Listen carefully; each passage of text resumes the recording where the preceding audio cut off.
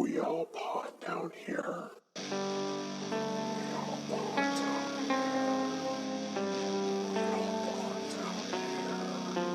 What's your favorite scary movie? Welcome to We All Pod Down Here. I'm Brittany. And I'm Dan.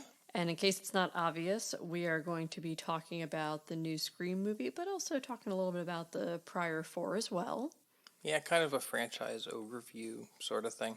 Yeah, so obviously for the years, it's going to be 96 to present, since this one just came out in 2022, and of course we're going to have one coming out supposedly, I believe, next year or the year after? Yeah, next March. It's next March, okay. Mm-hmm. At least that's the tentative plan. We'll see if that comes to fruition. We're going to get probably sequels 7 to 1 million. Oddly enough, this most recent one was released on my birthday. I know it's really sad we couldn't go see it on my birthday because, you know, COVID bullshit. Yeah. Interestingly enough, it was released exactly 25 years and 25 days since the original film's release date, since the original one came out December 20th of 1996. I hope that was intentional. Actually, I do not believe it was because it got pushed back because of the pandemic. That's true. So it just worked out conveniently. Nice. I like it when those kind of weird oddities happen. Yeah, and there's a lot of that throughout this whole franchise of little things that have kind of happened. Like, even the Ghostface costume, you know, the mask and everything was created in 91 was just like a generic thing being sold, and they found it and were like, oh, we got to make something similar to this because it looks like the Scream, the famous painting. Yeah. And then they ended up trying all these different things to be similar, and they finally were like, screw it, let's just get the rights to this. I remember I had seen that particular ghost mask before this movie was made. It was just kind of a thing that was around. Yeah. I like that, though, because it's more similar, I feel like, to things like Halloween and Friday the 13th, you know, where it's something very generic, you know, a hockey mask. A William Shatner mask. Not that it's super generic, but it's something that's not like he created that. He just found it and it was convenient, you know? Who thought that looked like William Shatner? Someone without eyeballs. Apparently, because that doesn't look anything like Bill Shatner. No, it does not. At any point. I mean, his hair was never that disheveled. No. So we're not going to do a full cast and crew because at this point, I mean, we all know all 5 movies are going to have Courtney Cox as Gail Weathers, David Arquette as Dewey Riley, and of course our beloved Sidney Prescott played by Neve Campbell. And everyone else, you know, obviously all the movies mix up who's in them. Killer's different every time. Shock and awe. It's always a pair. So it's always a pair of murderers. Other than in Scream 3, but apparently someone, I guess, put some pieces together to find that there might have actually been a second killer. They said Angelina actually might have been the second killer. But I figured what we could do is just kind of talk about all 5 movies, mostly focusing on the most recent and talk about which ones we like the most, which we like the least, because actually I liked all 5 of them. Yeah, just kind of talk about the franchise. This is something we want to do with a couple of other movie franchises, just kind of have a bit of a discussion about this franchise as a whole, their impact, which ones we like the most, least, etc. Just kind of an overall because we actually just bullshit session about them. Well, we just binged all 5 of them because we'd both seen the first one multiple times. I had seen the second one for sure. I don't think I ever saw any of the others, actually, which I realized like after a while I was like, shit, I never did watch any of this. I meant to, I never did. 3 and 4 I didn't, but I had definitely seen 1 and 2, though it's been such a long time since I've seen them that it was kind of like out of sight, out of mind, so it felt relatively fresh watching them again. Yeah. Well, I remember we were watching it and it occurred to you didn't even remember who the killers were in the first one. Yeah, I didn't. And that one thing I love about these movies is Wes Craven didn't originally want to do these. Like, just going back to, like, the first film, like, he actually wasn't going to sign on to it. At that point, he was kind of thinking of being done with horror, wasn't he? Yeah, he was thinking of distancing himself from the horror genre, but one of the things that pretty much made him decide that he was going to go ahead and do that was apparently some kid that he thinks was probably about 10 years old came up to him and accused him of going soft and stated that he had more guts back when he was making movies like Last House on the Left, and at that point he had just kind of pushed him over the edge and he called Miramax immediately. It was just like, all right, I'll do Scream. It's like, you know what, fuck it. This kid gave me some shit, and I gotta prove that little bastard wrong. I want to know what fucking parent let a 10-year-old child watch Last House on the Left. I mean, there's a lot of things you could let children watch at 10. Like, you could get away with, you know, the Halloweens, Friday the 13th, you know, Nightmare on Elm Street. Even then, a 10-year-old, those are a little... But Last House on the Left is pretty brutal. Yeah, in a lot of different ways. Yeah, I was like, Last House on the Left is really not okay for children. Like, No, it's extra not not okay okay. for some adults, really. No, there's a lot of rape and bad things happen. Mm-hmm. There's some really bad stuff. Wouldn't recommend it. I really love Last House on the Left. That's one of my favorites. It is a classic, but a very brutal movie. And in a lot of ways. and fun fact, did you know that little boy was Robert Eggers? I'm kidding. It actually, I have no idea who it was. But That would add up. But I would, if someone told me that, I would have believed them. I immediately thought, well, probably the age wouldn't fit, but it had to have been Newman. I mean, nice movie, pretty boy. Was there a second spitter? A second spitter? Yeah. What was it? John Carpenter on the grassy knoll? Oh Lord. Oh dear. And talking about, you mentioned briefly that these movies are very referential to the horror genre as a whole and very self-aware. I know that I really enjoy that. Like, a lot of the names of people in the movies and stuff are kind of little references to famous horror creators, directors, etc. There's a lot of that stuff in these movies. There's a lot of little Easter eggs that if you're a horror fan, you're going to find really fun. Yeah, so like we're not going to go through all the trivia because believe me, if you want to go through all the trivia, go to like any of like IMDb or anything like that. I'm not looking to do a 5-hour episode like Astonishing Legends on that because we could. That's what it would end up being because these was like I went to go check some of the stuff to see if there was anything I missed. And I was like, oh dear, this is a novel. Oh yeah, there's so many little references and they're really carefully crafted and intricately weaved in there. Yeah, like it's like you see it's something like Behind the Mask: Rise of Leslie Vernon, and there's a lot of Easter eggs in that too. I love movies like that are one very self-aware and also just again a complete love letter to the genre. Yeah. I didn't realize though previously I guess it had always eluded me. I didn't realize that Wes Craven was originally turning down the film. Yeah. Because I know he didn't write it, but I thought he was just like, yes, because I love this genre. And then it's like, no, he was actually like, I want to distance myself. I'm over this shit. Until some little kid was like... Some little asshole really pushed him. Yeah, some little asshole just pissed Wes Craven off. He's like, fine, I'll go make a movie. Fuck you. Should have put it in the credits. Fuck you, kid. Well, in the credits of the first one, I'd have to look up the exact quote, but I guess the school they were supposed to film at, I don't know if they didn't read the script or what happened, but very shortly before they were supposed to start filming, realized that this was a horror movie and not a comedy, and were like, oh, you can't film this here. So in a lot of ways, this was kind of comedic. Well, no, it's definitely a horror comedy in many ways, but there's a part where in the special thanks in the credits where he's basically like, is a giant fuck you to the school. He's like, and no thanks given to the governing body of the Santa Rosa, California school system or something. I forget how it's worded, but it's like, no thanks to you. Fuck you. That's how I imagine Wes Craven saying it. No movie for you. Next. But one of the things that obviously came out of this movie, I love kind of watching it evolve from like the first film, there's no caller ID. I mean, like caller ID existed shortly after this. Look how terrible, like gigantic the cell phones were. Oh my gosh, the cell phones were massive. But the funny thing is that the caller ID, apparently like the purchasing of those increased like exponentially after the film was released. Like everyone was like, oh shit, no, I need to know who's calling now. Yeah, I get it. But it's like back then, it's just like, it didn't even occur to you. You'd answer the phone. Hello, who's there, And when these movies came out, when the first movie came out especially, horror was kind of in a weird spot. Yeah. It was very much kind of the era of a lot of sequels and a lot of not so great sequels. And there was a lot of good stuff happening, but there was a lot of crap. And this came along as kind of this, like we said, self-aware, referential kind of slasher movie, kind of going back to the roots, but also kind of satire in some ways to a lot of those films. For sure. And it was a really great accomplishment. It was really fun. Like, this is a movie that brought a lot of fun to horror again. It also ended up spawning a lot of shitty copycats. Yeah. Which is a shame because the movie itself was great. I had a lot of fun with it. Like, yeah, this is, it's a nice, like we said, a love letter to the slasher film, to the horror film. And unfortunately, it ended up being responsible indirectly for a lot of crap that came out. And I know a lot of people kind of hold that to this movie, like, oh, this movie didn't happen. A lot of this shit wouldn't have happened. But you can say that for a lot of things. So I certainly... could start tracing it back and being like, well, this and then this and then this and then this, Dude, they sent Jason in the fucking space. I mean, Yeah. come on. At least Ghostface hasn't gone to space, though. I do love in the new one where they like have some like flashback to like what's supposed to be Stab 8, and they're like basically making fun of themselves the entire time is like the best part. But they go back to like the Ghostface is like doing fucking like ninja moves, and like the mask looks like it's metallic. And all I could think of in that was the Jason X thing, where like those weird little ants like somehow bring him back to life. Now that came out in 2001, so Jason went to space about 5 years after this.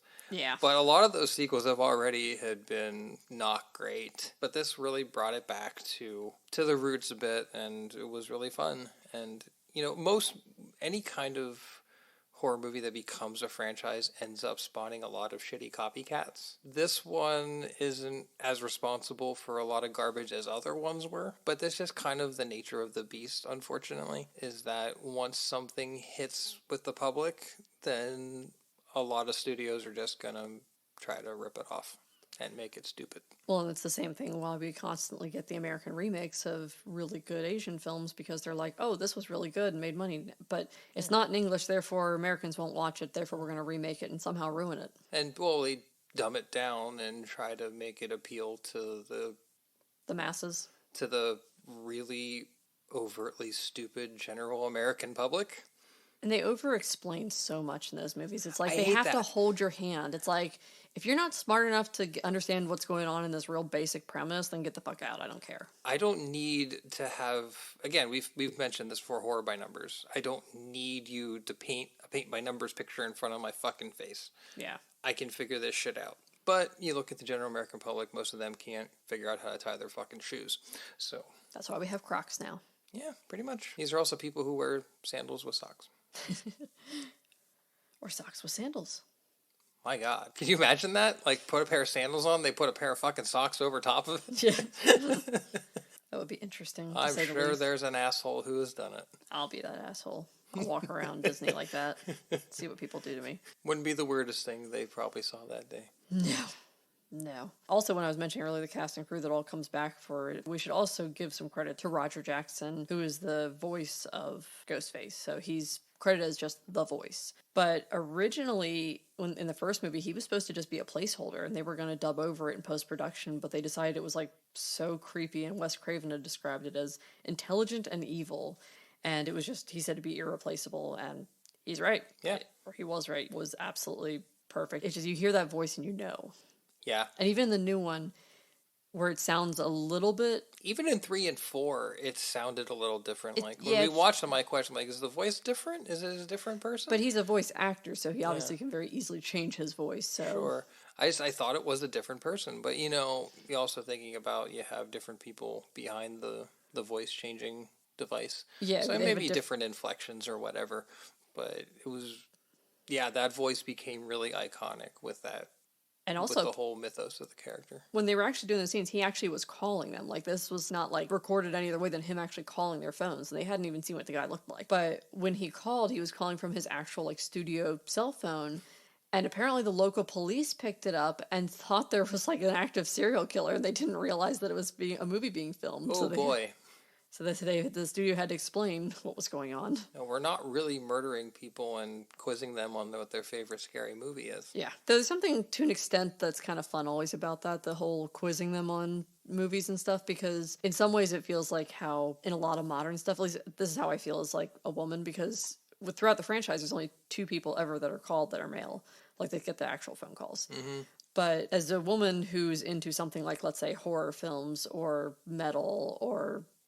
even like I have reptiles and tarantulas and stuff. It tends to be male dominated. Not as much anymore, but it still to some extent is. And there's always that ongoing joke of like a woman wearing a metal band shirt and immediately coming up and being quizzed on like the albums and stuff like that. Oh, I've seen it. And I've always been like, even like it's like for me that knows a lot. Sometimes I'm nervous to wear shirts to shows that I'm like, I don't know if I memorized every single album and every single like song on that album and every lyric, and therefore I'm gonna get quizzed and they're not gonna think I'm a real fan. Only someone who is like either has an eidetic memory or someone who is really, really, really like studying this kind of thing, like trying to be a metal historian, Such as Matt Coe. Matt Coe. Love you, Matt. Our friend Matt is literally a walking metal encyclopedia. But That he guy would has so never- much knowledge, but he is the least judgmental, wonderful human being. He would never, ever judge anybody. Yeah, you need If you him didn't with know you. an album from 1993 from this obscure new wave of British heavy metal band, no. But it's like you want him with you when something like this happens because then he could like flip it on them and have every little detail and just destroy them. But it's like it's the same thing with this where it's like these people's lives are on the line over this, and it kind of feels like that wasn't the intent from the get go. But like thinking about it now, it kind of feels like that is part of it. That it's kind of like, oh, you didn't know enough, then you're not really a true fan, kind of thing. I hate that. I hate Yeah, that kind of gatekeeping yeah, shit. the gatekeeping bullshit. Yeah, it's just because you didn't listen to the first Eucharist album doesn't mean you're not a fan of melodic death metal. Yeah. You should listen to the first Eucharist album because Eucharist is awesome, but Yeah, but getting back to like horror, it's very similar though because you get people like even if you're on like the subreddits, you know, like Reddit or anything like that, or if you're on a bunch of like Facebook groups, you get people that get in there and act like they're big shots. Like one guy acted like he was this real big shot for having seen a Serbian film, okay. and it's like he doesn't acted make like it more it was important. this. Like he was super underground for having seen this. And I was like, bro, I think everyone knows about this movie. It's very well known, It's extremely well known, especially and in he had any to horror circle. It's known. Yeah, it's like I don't know whether someone has seen it or not, but he acted like Like his badge of honor, like his Yeah. like proof of credentials. back to Scream. But like you mentioned, Saw, like how it's torture porn and crap. They say that in one of the Scream movies that Yeah, it's you- torture porn and crap. You were sitting there the whole time. You're like, yes, thank you, and Like, get yes, so excited. you're right, vindication. Yeah, but that's the thing is, again, I've said it a million times. I love so much about the Scream movies is the fact they are so self-aware, and I love that. Apparently, the line that like Sydney's when she first like kind of comes into the movie and she's on the phone with Dewey, and he asks, you know, do you have a gun? She goes, I'm Sydney fucking Prescott. Of course I have a gun. And I'm just apparently that was Nev Campbell's idea to actually include that, and I was just like, that's so perfect because it's just like, of course Sydney fucking Prescott has a gun. Of course. And if you go with these movies, they have all of them, if you're looking at them as a whole, they all have a very similar kind of narrative and attack to what they're trying to do. It's a great combination of a slasher movie and a whodunit mystery kind of thing. So like a really bloody version of Scooby-Doo. Yeah. Without the dog. Though the dog in, was it Scream 3? Yes, the looked like a golden. Yeah. Dog was the smartest one in the fucking movie. Smartest one in the room. Why? Because the dog never left her goddamn compound, just hung out. Doggy was good. Yep, Doggy was very smart. The only real criticism I might have is that some, like when they do the killer reveal and like, you know, the big motivation reveal, sometimes it's a tad hokey, but I think it's probably fitting with these movies aren't trying to be uber serious. They're as, you know, self-referential parody to a degree in some ways as they are like trying to be like a seriously scary slasher movie.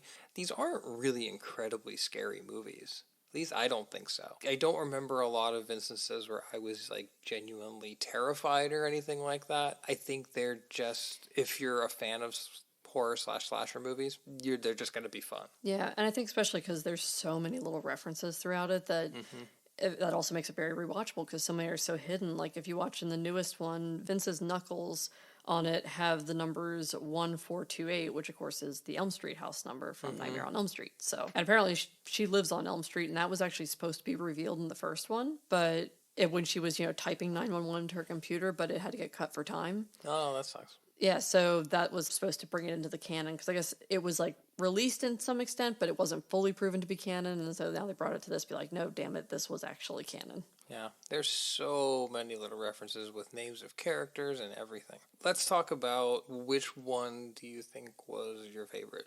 Do you want to try to rank them? Yeah, I was thinking about trying to rank them. I say let's go from what you like the least to the most. Do you want to go first? Or do you want me to go first? I went first last time. You go Okay, first I can time. go. I think probably Scream 4 was probably my least favorite. And granted, I'm going to say that I enjoyed all of these to different degrees. I don't think there's one that I actively dislike. I think I just like them all in different ways and different levels. I felt like Scream 4 was...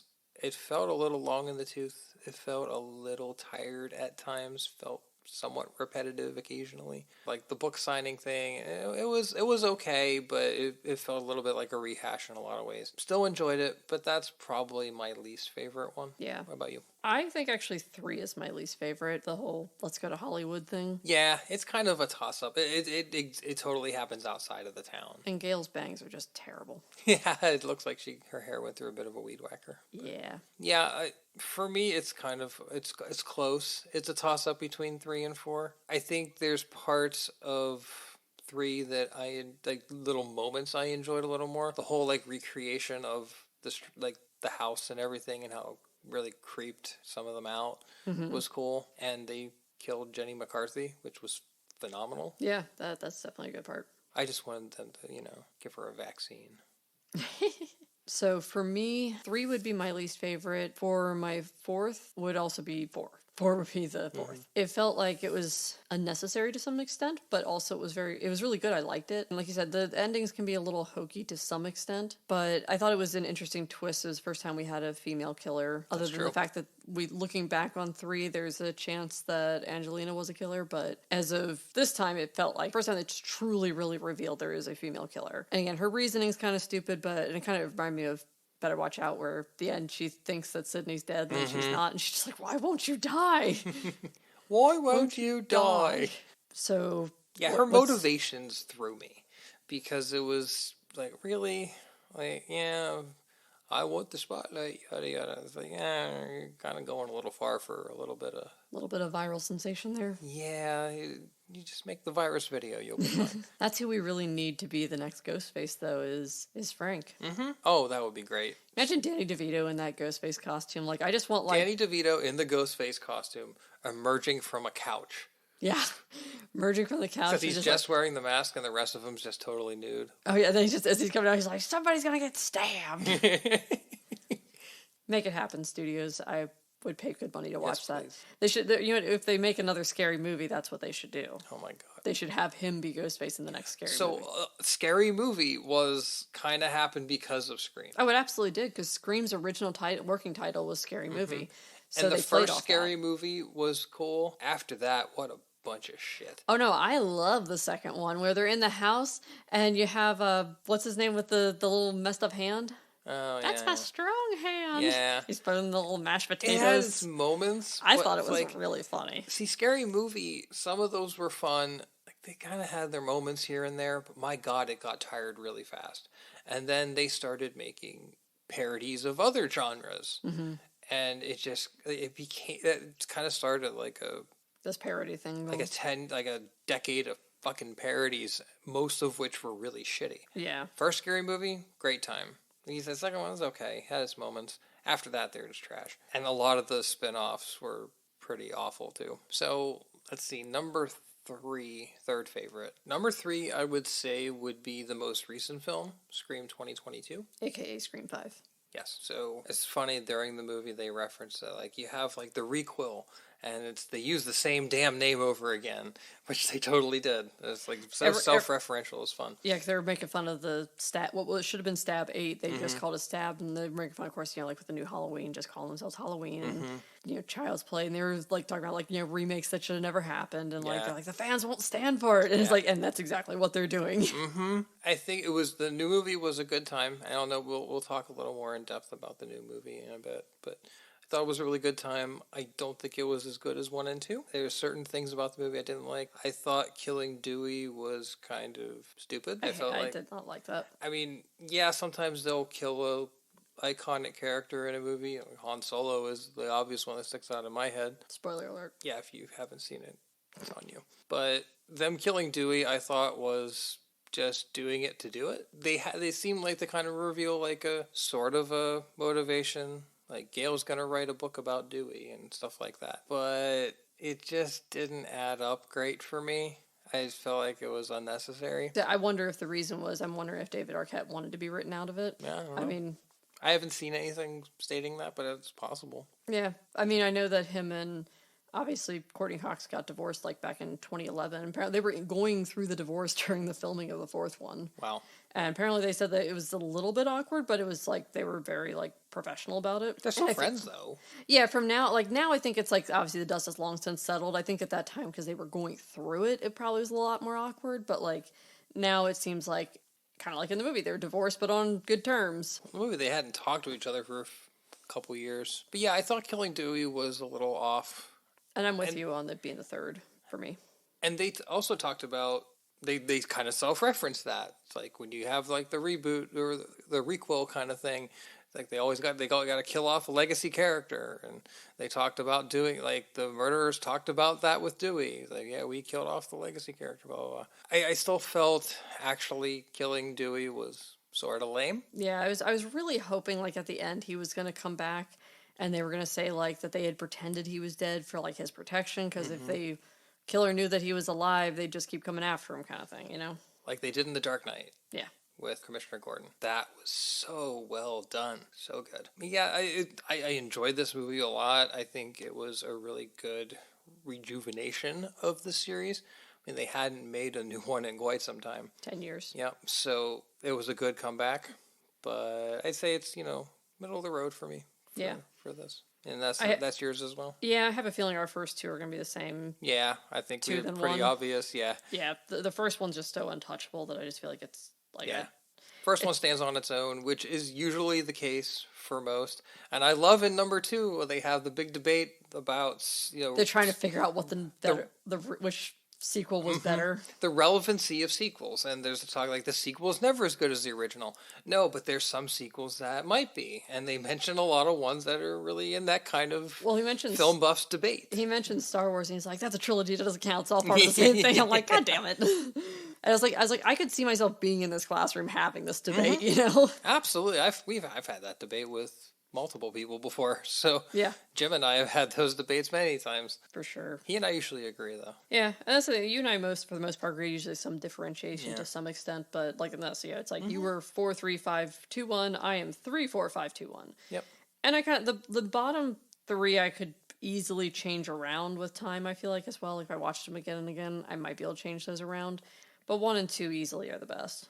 Yeah, I agree. Though I always was really sad they killed Randy. Yeah, that was the part I didn't like about 2, was Randy going. I thought Randy was a great character. They could have kept going. Yeah, I like that you have his niece and nephew in this next one, but that's our order for the franchise. Pretty similar. So what we're going to do a little different this week, just because we were kind of talking about all of them, is we're going to still rate and review Scream 2022, but we're kind of going to do, to save on some time, we're going to do the rating and the review at the same time. So for me, for our overall as a film, I was going to give it a 3. Okay. Just because I think that overall it had a lot of good aspects. It keeps with the same formula. You always have 2 killers, and in some ways that can get boring, but also I feel like the film's so self-aware of that they don't make it boring. And I feel like though with all the Scream movies after the first one, you kind of have to go in knowing it's going to be a very similar formula and going to have some ridiculous, whodunit, and going to each time be a ridiculous reason why they did it. Even, when they kind of put the pieces together in the third one, when it's Sydney's half-brother, apparently, they put the pieces together like that, and they do a good job of tying it all together. Even if it seems ridiculous, it is all tying together in some weird way. So for me, the big detractors are going to be the fact that,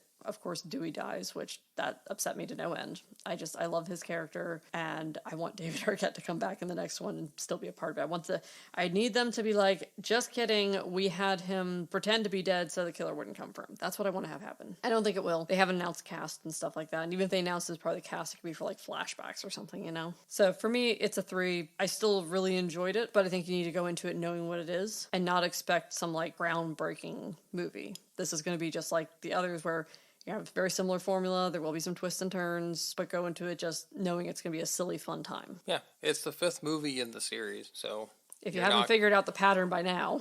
Yeah, if you're a fan of the series or you know anything about the series at all, like you said, it's going to be relatively formulaic because it kind of created its own formula with the original Scream. The combination of the slasher whodunit kind of thing. They did a really nice meshing of those genres, and it's been that ever since, and I certainly don't fault them for that. My overall rating would also be a 3, I'd say, just in the meaty part of the curve. Not showing off, not falling behind. George Costanza. And it really is. I think it's above average for sure. If you're a fan of Scream, of any of the Scream movies, a fan of this kind of movie, the franchise, whatever, go into this not expecting anything super new. Might have a few disappointing moments, but overall, it's going to be a pretty fun movie that I think, if you enjoyed the first one, you'll enjoy this one to some degree. If you like self-referential humor and things like that and a lot of irony, you're going to have a good time. It's a fun movie. It's nothing groundbreaking. It's above average. Definitely better than the most recent Halloween movie. I'll give it that. Yeah, for sure. It's a good time. I enjoyed it. I'm not going to give it some rating as some groundbreaking thing because it's not, but I think they definitely accomplished what they set out to accomplish, and I hope the next one's good, and I hope they don't go one movie too far because we've seen in a lot of franchises that it can go too long and it damages it. And I don't think they've damaged it yet. They've had some moments where it got a little weird. But again, hokey series from the start intentionally and hasn't strayed from that. Solid movie. Yeah. Give it a 3. For scare factor, I'm going to give it a 2. None of the Scream movies have been scary to me. But there's a couple of jump scares and stuff like that. So they're very minor, though. It wouldn't be full on 1 for me, but it's like only just barely a 2. So the first movie was much scarier than this one. Yeah. I think the first movie you could give a much higher rating on scare factor because it was relatively original. There was a lot of unknowns, and they had some more scary developed moments in that movie. This one, it was more probably the most self-referential of all of the movies. I think it was the goriest, too. It was definitely the goriest, but probably one of the least scary. Yeah. I don't think it was very scary at all. Yeah, they had moments where the killer would kind of jump out, but it was sort of telegraphed. Like, there were a couple moments where they intentionally fake you out, of course. I do like the fake outs. Yeah, the fake outs are good. But yeah, I wasn't scared in any second of this movie, other when they killed Dewey. I wasn't even scared. It was like, oh, fuck, really? I'd say scare factor's a 2. It's not a 1, but it's a 2, and it's barely a 2. It's almost a 1. It's more. The movie's more comedic, honestly, in a lot of ways than it is scary. Oh, for sure. I still feel like the first one was the funniest, though. Like, I'll never get over Matthew Lillard playing Stu, and he always plays a weird kind of off his fucking rocker kind of character. Yeah, like him in 13 Ghosts. Yeah.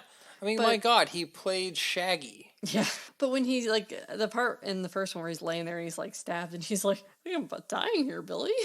And Sydney tells him, that she's called the police. He's like, did you really call the police? She's like, of course I did. And he's like, my parents are going to be so mad at me. Like, that part's just like, it's like, it completely like takes it where I feel like it's like the perfect amount of comedic relief in a horrifying situation that just like makes it just like utterly brilliant. Again, the whole series is meant to be this love letter to the slasher film, and horror in general, so it fits to be a little over the top. For music and sound design, what are you feeling? Not a lot of really original music. A lot of the songs they used were kind of rehashes. I'd say a lot of the overall sound design's pretty good, solid, nothing bad here, nothing that's gonna blow your mind either. I'd say probably a solid 3. Yeah, I was feeling a 3 on that as well, just because I think that sounds of the kills and everything else are very well done, but this isn't going to be like Halloween or Jaws or something where you're going to have like some iconic music you'll remember forever. No, we don't have that insanely catchy, legendary John Carpenter soundtrack going on here. Yeah. Like I said, they reused a couple songs from the previous films, which has been a running narrative, and that's cool. It worked. It was well integrated, but the sound is not going to blow you away. It was competent, and it was above average, and it was fine. Yeah, for effects, I'm going to give it a 4, actually, because even though this is going to tie into Gore a little bit, all of the, like, kill scenes and everything were very well done. They were very realistic looking, like... The knife through the cheek? The knife through... I was thinking the knife through the neck, where it goes, like, just through his neck and just slowly pierces out the other side. What a cool effect. Yeah. Stuff like that, I don't know. I get a kick out of really cool effects like that, and I actually... It's not as much effect, but I'm going to kind of throw it in the effects category, is that David Arquette did his own stunt for his death scene. He had no stunt double, and that's probably because, he was briefly a professional wrestler, so... Yeah, that's a fun story. Yeah, but I feel like that is going to give it a little extra. I don't know. The effects can still be great with a stunt double, but it's fun to think of, like, that the actual actor was like, no, I got this. Yeah. His wrestling story is really interesting because WCW was making a movie, and he was a star, and they brought him in for some actual angles on WCW television and actually gave him the world title. Now, this is when WCW was really floundering. Vince Russo was a promoter. Vince Russo's an idiot and really fucked up WCW to a bad degree. A lot of people blame him for a lot of their downfall. I'd say it's relatively accurate. But yeah, it didn't work out very well, and this was one of the main points a lot of people point out as the downfall of WCW. But the movie itself was terrible. But it was funny in a terrible kind of way. But he's like a big riff tracks kind of way. Yeah, but he's a big wrestling fan, and he actually wanted to kind of legitimize what he did. So he went and got trained. He got trained by Peter Avalon, who's a wrestler for AEW. He's not on TV a lot, but he got trained by Peter Avalon, and he went back to the independent scene to prove something, that he could actually do this. And he had a couple independent matches. He did a death match kind of thing, and he got like I think it was a bad cut on his neck. Ooh. From glass or something, and bled a lot and got really hurt. And it's like, yep, not doing those kind of matches anymore. But he did a couple other like indie matches. He officially retired as a wrestler, but he legitimately did a couple indie matches to kind of prove his mettle, and good for him. He did he really took it seriously, and he's a big fan, and David Arquette's awesome. Maybe he'll make an appearance on AEW at some point for fun. I thought... Or did he already do that? That he made an appearance on... Well, a big thing with preceding AEW, and still think it goes on, is a YouTube show called Being the Elite, which the Young Bucks, the Jacksons do that. They do that with Kenny Omega. He was on Being the Elite on one of their episodes. It was kind of cool. A couple years ago, I think. It would be really fun if you could get him to come back, but have him wear the Ghostface mask. Have Danhausen involved. Yeah, have Danhausen involved, because he's a huge horror fan, so... I just involve Danhausen in everything.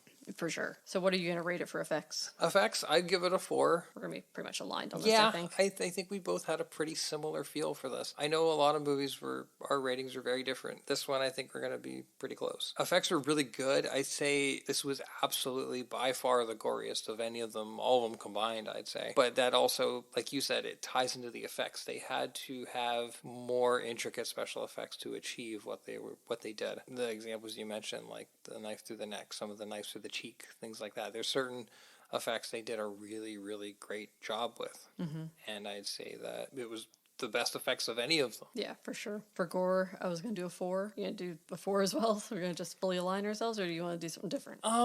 Break the mold? I might give it a 3 for Gore. If you're comparing, and I'm thinking of it in terms of the slasher genre in general. Mm-hmm. A lot of slasher movies are much gorier than this. Again, go back to Halloween. A lot of the Halloween movies are much gorier than this. For Scream, if you're writing, if I was ranking on a level with Scream, it's probably a 5 compared to the other flicks. As compared to the slasher genre, it's a 3. It's more gore than average, I'd say. There's a lot of blood in this movie. They all had a pretty high degree of that, but this one definitely went, this one definitely went a lot farther. I'd say above average. I give it a 3. I can definitely understand giving it a 4 though, because it definitely went way beyond the other Scream movies. Yeah, except for the first movie with the head crushing in the garage. That was interesting. Yeah, that was like it hit her neck, I think. Like kind of like snapped her neck. Snapped their neck, and they kind of like when they showed like sort of like her head looked like it was kind of being compressed a little bit. Ugh.